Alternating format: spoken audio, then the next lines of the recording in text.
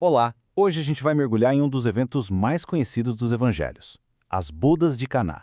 Mas vamos olhar para ele de um jeito um pouco diferente. A história de transformar água em vinho é muito, mas muito mais do que o primeiro milagre de Jesus.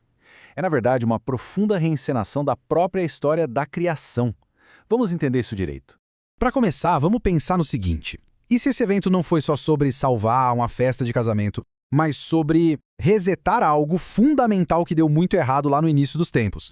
Essa é a ideia central para a gente conseguir entender as camadas mais profundas do que realmente aconteceu em Caná. E para entender essa reinicialização, a gente precisa comparar os protagonistas. De um lado, nós temos a mulher em Gênesis, a Eva. Do outro, a mulher em Caná, Maria. É a dinâmica entre essas duas figuras que está no coração de toda essa interpretação. O título que Jesus usa aqui é um ponto-chave. Ele chama Maria de mulher. E sabe, isso pode soar até meio distante, meio frio, mas é justamente o contrário. Não é um tratamento qualquer, é um título teológico poderosíssimo. Com essa única palavra, ele conecta Maria diretamente àquela profecia de Gênesis, identificando-a como a figura central na história da redenção. E essa inversão fica assim cristalina quando a gente olha os eventos lado a lado. Pensa bem, em Gênesis, Eva oferece o fruto que leva à desobediência. E no fim, a escassez. Já em Caná, Maria não oferece nada. Pelo contrário, ela aponta para uma necessidade e depois direciona todo mundo para o filho dela, o fruto bendito, com aquela instrução: fazei tudo o que ele vos disser. O resultado? Intercessão, glória e uma abundância incrível. É uma reversão simplesmente perfeita.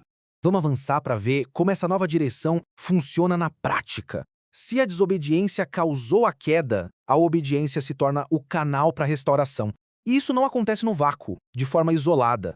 O ponto crucial aqui é o papel dos serventes. Eles não são meros figurantes, de jeito nenhum. Eles representam a humanidade que, em vez de desobedecer, agora colabora ativamente com o plano divino.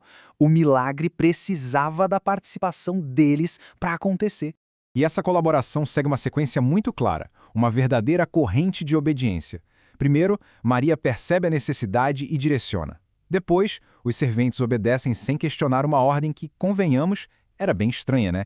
Encher talhas de purificação com água. E é justamente nesse espaço, entre a ordem divina e a obediência humana, que a transformação criativa acontece. Agora, por que tudo isso acontece num casamento? Pois é, o cenário não é nem um pouco acidental. Ele nos leva de volta ao simbolismo da união original entre Deus e a humanidade, aquela aliança primordial. A queda pode ser vista então como uma ruptura nessa aliança fundamental. Foi como um divórcio cósmico. Quebrou a harmonia e a comunhão que existiam no início.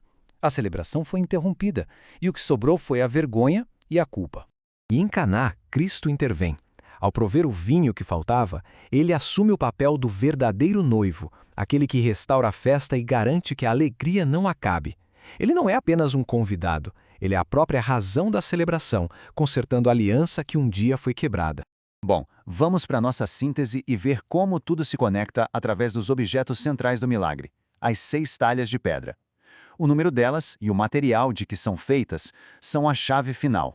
6, não 5. Não 7, 6. Esse número é uma referência direta aos 6 dias da criação em Gênesis. Ou seja, é um número que simboliza algo bom, muito bom, mas que ainda está incompleto, algo que está esperando pelo seu grande clímax. Eram 6 talhas de pedra, usadas para a purificação ritual. A pedra e a água simbolizam a lei do Antigo Testamento, algo sólido, necessário, fundamental, mas que só purificava por fora. Era, digamos, o recipiente, mas ainda não era o conteúdo final. Então, a mensagem final do milagre é esta. Os 6 dias da criação, representados pelas 6 talhas, estavam esperando por algo a mais. A lei, a água, era boa, mas não era a festa em si. Cristo, ao transformar a água em vinho, se revela como o 7º dia, o descanso, a celebração, o vinho da alegria, que preenche e completa tudo o que veio antes. E essa ideia toda é perfeitamente resumida por Santo Agostinho. O milagre de Caná não é sobre mágica, mas sobre cumprimento. É a história de como a obediência, a colaboração e a intervenção divina podem transformar o ordinário no extraordinário, completando a história que começou em um jardim e recomeçou em uma festa de casamento. A questão que fica é, em que áreas da vida a água está apenas esperando para se tornar vinho?